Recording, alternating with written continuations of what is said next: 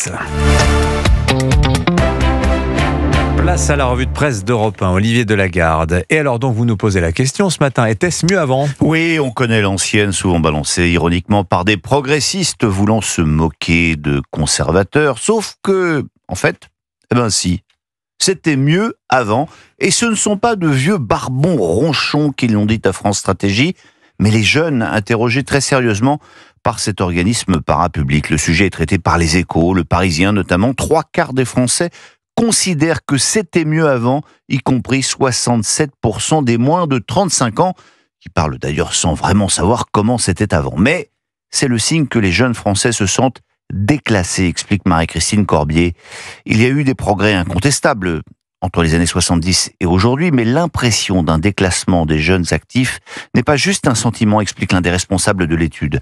Les jeunes d'aujourd'hui sont plus diplômés, mieux payés, ont plus de temps libre, mais la précarité de l'emploi, la problématique du rendement des diplômes et le coût du logement sont à prendre en compte dans le malaise actuel. Le rôle du diplôme, oui, qui n'aboutit pas à un travail correspondant à un poids très important dans la frustration de ces jeunes. Alors la vie politique, Olivier, était-elle aussi mieux avant ? C'est en tout cas ce que semble penser le JT News, qui en une proclame « Vive la Gaule !» Alors vous aurez sans doute compris que l'hebdo du groupe Lagardère s'intéresse cette semaine à la sortie du nouvel album d'Astérix, qui continue donc à survivre à ses auteurs, Goscinny et Uderzo, pour le plus grand bonheur d'Anissa Dadi, des lecteurs et des ayants droit. Pour en revenir à la politique, l'actualité du jour, c'est le retour du grand bazar. Il y a moins d'une semaine, rappelez-vous, notre Premier ministre se félicitait de la stabilité retrouvée.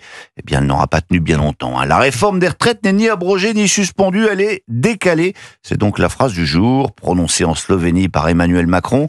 Phrase qui a rendu hystériques les socialistes, de l'art de remettre de l'huile sur le feu, commente un rien amusé Grégoire Poussielgue dans Les Échos, obligeant son Premier ministre à rétro-pédaler et même à recadrer Macron. C'est le gros titre du quotidien économique.